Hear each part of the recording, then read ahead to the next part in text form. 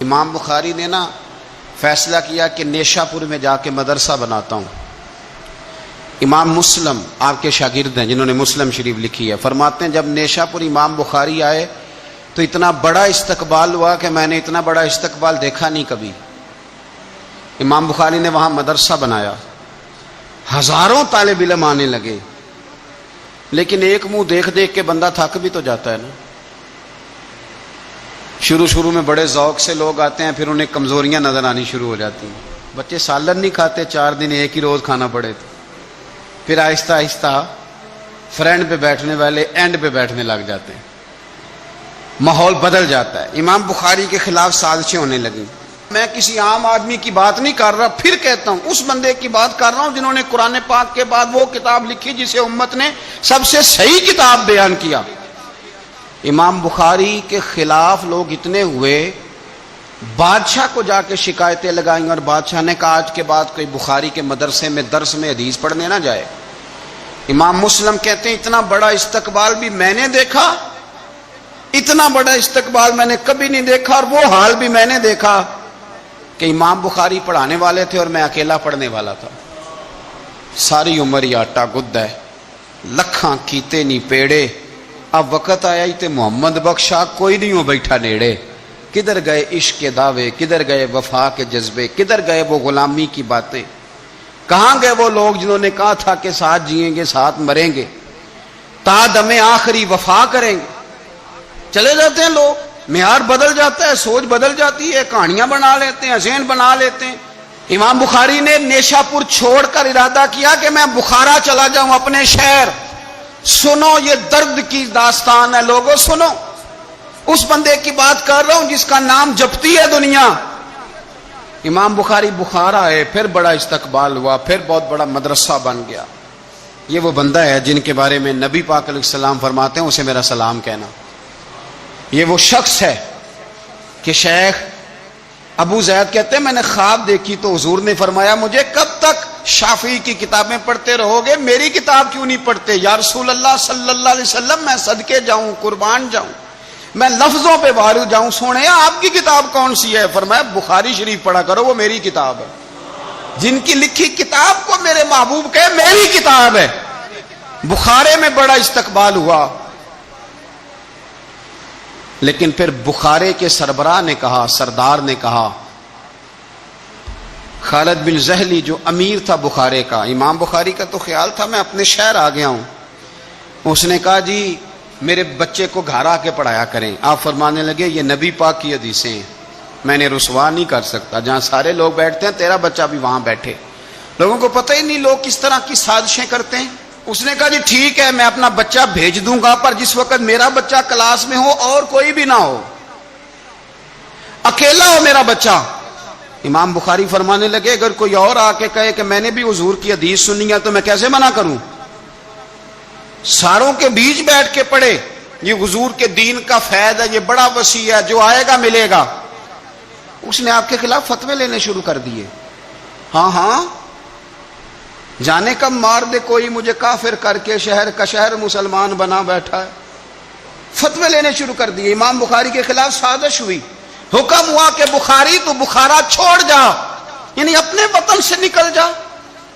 اپنے وطن میں بے وطن ہو گئے امام بخاری، نیشا پور والوں نے نکالا تو بخارا آئے۔ اس نے حکم دیا تو امام بخاری بخارا سے نکلے، آنکھوں میں آنسو ہیں، لے سجنا اساں توڑ نبھائی، اساں جان دتی راہ تیرے، ارادہ کیا سمرقند جا کے ڈیرا لگاتا ہوں۔ حضور کی حدیثیں تو پڑھنی سننی ہے نا یارو، بڑی تکلیف میں آ جاتے ہیں کئی دفعہ دیندار لوگ، بڑی اپنے بھی کئی دفعہ اپنے بھی شکایت کر دیتے ہیں، اپنے بھی پیچھے پیچھے ہونے لگتے ہیں۔ اب یقین کریں کئی دفعہ دل کرتا ہے یار سارے باتیں کرتے تیری نہیں بنتی تھی، تو نہ کرتا۔ ایک عالم کہا کرتے تھے ایک دفعہ کہ کسی ماں کے بیٹے نے ماں کو تانا دے دیا تو ماں رو پڑی اور کہنے لگی پتر درانیاں کہنیاں تے بندا سی، ننانا کہنیاں تے بندا سی، تو تے میرا اپنا سا۔ اور یہ اپنے کئی دفعہ اس طرح کی بات کرتے ہیں کہ وہ کانوں سے ٹکرا کے نہیں گزرتی، وہ تیزاب کی طرح رک جاتی ہے، چھلنی ہو جاتا ہے وجود کے۔ یہ اس نے کہا ہے، اس نے میرے اپنے نے امام بخاری بخارا سے روتے ہوئے نکلے، سمرقند جاتا ہوں، پتہ چلا کہ سمرقند جانے سے پہلے ہی کچھ لوگ کہہ رہے ہیں جی دیکھو ان کے اپنوں نے نہیں رکھا، پتہ نہیں کیا حال ہے۔ امام بخاری رستے میں ایک چھوٹی سی بستی تھی خرتنگ، وہاں رک گئے۔ سنو یارو، پھر کہتا ہوں اس بندے کی بات سنا رہا ہوں جو اس امت کو سب سے قیمتی کتاب دے گیا۔ امام بخاری خرتنگ میں تھے، 62 سال عمر، سفید داڑھی، رو پڑے، اللہ میں نے ساری زندگی تیرے نبی کی حدیثیں جمع کی ہیں، اے میرے مالک تیری زمین بڑی وسیع ہے پر بخاری پر تنگ ہو گئی ہے، میرے اوپر رحم کر دے۔